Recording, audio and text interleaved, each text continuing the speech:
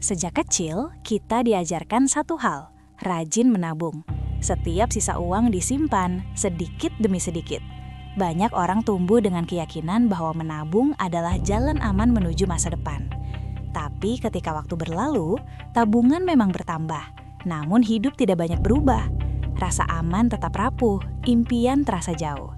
Pertanyaannya muncul, kalau menabung itu benar, kenapa banyak penabung disiplin tetap tidak pernah merasa kaya?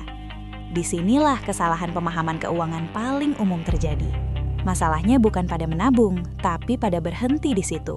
Tabungan menjaga uang, tapi tidak membuatnya berkembang signifikan. Nilainya tergerus inflasi, sementara kebutuhan hidup terus naik. Banyak orang merasa sudah bertanggung jawab karena menabung, lalu berhenti belajar tentang cara uang bisa bekerja. Akibatnya, uang diam sementara waktu berjalan. Dalam jangka panjang, ini menciptakan rasa aman palsu yang justru berbahaya. Titik balik datang ketika seseorang menyadari bahwa tabungannya cukup besar, tapi hidupnya tetap terbatas. Setiap keputusan besar terasa berat karena takut tabungan berkurang. Uang yang seharusnya memberi kebebasan justru menciptakan ketakutan. Dari sini muncul kesadaran, uang yang hanya disimpan akan selalu membatasi. Tanpa pertumbuhan, tabungan hanya menjadi rem, bukan mesin pendorong kehidupan. Menabung seharusnya menjadi fondasi, bukan tujuan akhir. Fondasi ini penting untuk keamanan, tapi setelah itu, uang perlu diarahkan agar berkembang. Orang yang membangun kekayaan memahami perbedaan antara uang aman dan uang produktif. Sebagian uang memang harus diam untuk perlindungan, tapi sebagian lain harus bekerja. Tanpa keseimbangan ini, keuangan akan selalu terasa berat, meskipun disiplin menabung. Langkah pertama adalah menentukan fungsi tabungan. Dana darurat, kebutuhan jangka pendek, dan keamanan hidup harus jelas porsinya. Setelah itu, hentikan kebiasaan menumpuk tabungan tanpa tujuan. Uang yang tidak punya peran hanya akan menumpuk tanpa dampak.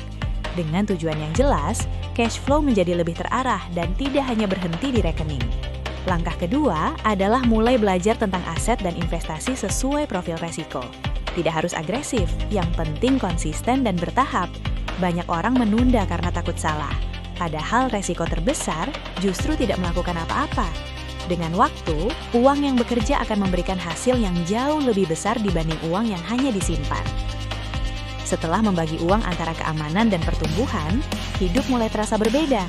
Ada rasa aman sekaligus harapan. Tabungan tidak lagi menjadi satu-satunya sandaran. Perlahan aset mulai tumbuh dan keputusan hidup terasa lebih ringan.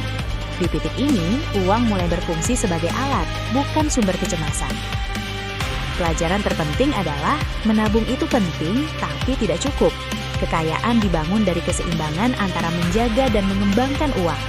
Orang yang hanya menabung akan selamat, tapi jarang melompat jauh. Untuk naik kelas, uang harus diberi kesempatan untuk berkembang.